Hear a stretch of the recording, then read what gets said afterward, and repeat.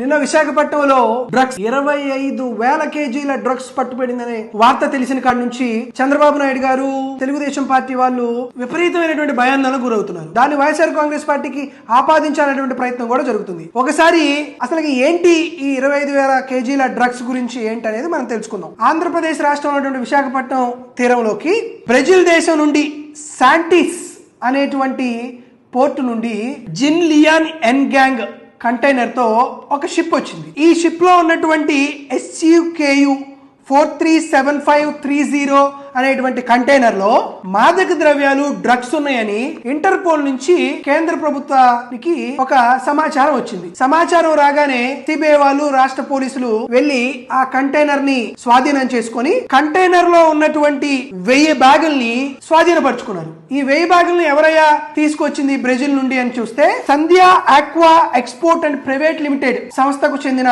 ఈ 1000 బ్యాగుల్ని గుర్తించారు. ఏముంది ఈ 1000 బ్యాగులని ఆ ప్రతినిధులను అడిగితే మేము ఇనాక్టివ్ డ్రై ఈస్ట్ అనేటువంటి మెటీరియల్ ని దిగుమతి చేసుకున్నాం. మేము కొత్తగా ఒక ఆక్వా ఫీడ్ ప్లాంట్ ని మేము ఇక్కడ నిర్మించుకుంటున్నాం కాబట్టి దాంట్లోకి రావాల్సినటువంటి ముడి సరుకుగా ఉన్నటువంటి డ్రై ఈస్ట్ ని మేము బ్రెజిల్ దేశం నుండి దిగుమతి చేసుకుంటున్నాం. ఇదే డ్రై ఈస్ట్ ని భారతదేశంలో కొనాలంటే 200 రూపాయలు అవుతుంది, బ్రెజిల్లో అయితే 70 రూపాయలకే దొరుకుతుంది అనేటువంటి కారణంతో 25,000 కేజీల్ని మేము అక్కడి నుంచి ఇక్కడికి ఇంపోర్ట్ చేసుకున్నామని ఆ ప్రతినిధులు చెప్పారు. తీరా ఇక్కడ దొరికినటువంటి ఆ మిక్స్డ్ డ్రై ఈస్ట్ మిశ్రమాన్ని 2 పరీక్షలు చేస్తే దీంట్లో కొకైనం గానీ లేకపోతే మిగతా మాదక ద్రవ్యాలు ఉన్నాయని తేలింది.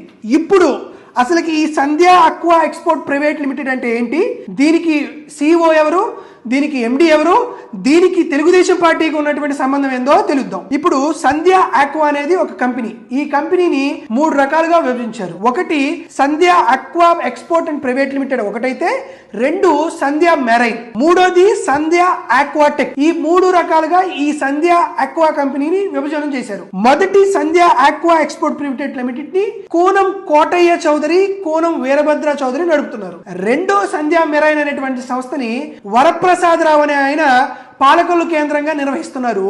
ఇతను దగ్గుపాటి పురంధేశ్వరి గారికి స్వయాన వియ్యంకుడు. ఇక 3వ కంపెనీ సంధ్యా ఆక్వాటెక్ ని నిర్వహిస్తుంది దగ్గుపాటి చెంచురామయ్య. ఇది ఈయన స్వయంగా దగ్గుపాటి పురంధేశ్వరి గారి సొంత సుపుత్రుడు. వీళ్ళ ముగ్గురు కలిసి సంధ్యా ఆక్వా అనేటువంటి సంస్థని ప్రారంభించారు. ప్రారంభించి బ్రెజిల్ దేశం నుండి కంపోజ్డ్ మేనర్ లో డ్రగ్స్ ని దిగుమతి చేసుకున్నారు. దీనికి వైఎస్ఆర్ కాంగ్రెస్ పార్టీకి సంబంధం ఏంటి? సంబంధం ఉందల్లా తెలుగుదేశం పార్టీ నారా లోకేష్ కి, చెంచురామయ్యకి, దగ్గుపాటి పురంధేశ్వరికి గాని వైఎస్ఆర్ కాంగ్రెస్ పార్టీకి కాదు కదా. ఇదే సంధ్యా ఆక్వా కంపెనీ 16 నిబంధనలను ఉల్లంఘించి మరి కార్యకలాపాలు నిర్వహిస్తుందని, కనీసం పొల్యూషన్ కంట్రోల్ బోర్డు నుండి కూడా అనుమతులు అనేవి తీసుకోలేదని, ఎటువంటి అనుమతులు లేకుండానే ఈక్విడార్ అనే దేశానికి రొయ్యల్ని ఎగుమతి చేస్తుందని వైఎస్ఆర్ కాంగ్రెస్ పార్టీ వచ్చిన తర్వాత ఆ సంధ్యా ఆక్వా కంపెనీని సీజ్ చేయడం కూడా జరిగింది. కాబట్టి సంధ్యా ఆక్వా ప్రైవేట్ లిమిటెడ్ అనే సంస్థకి వైఎస్ఆర్ కాంగ్రెస్ పార్టీకి ఎటువంటి సంబంధం లేదు.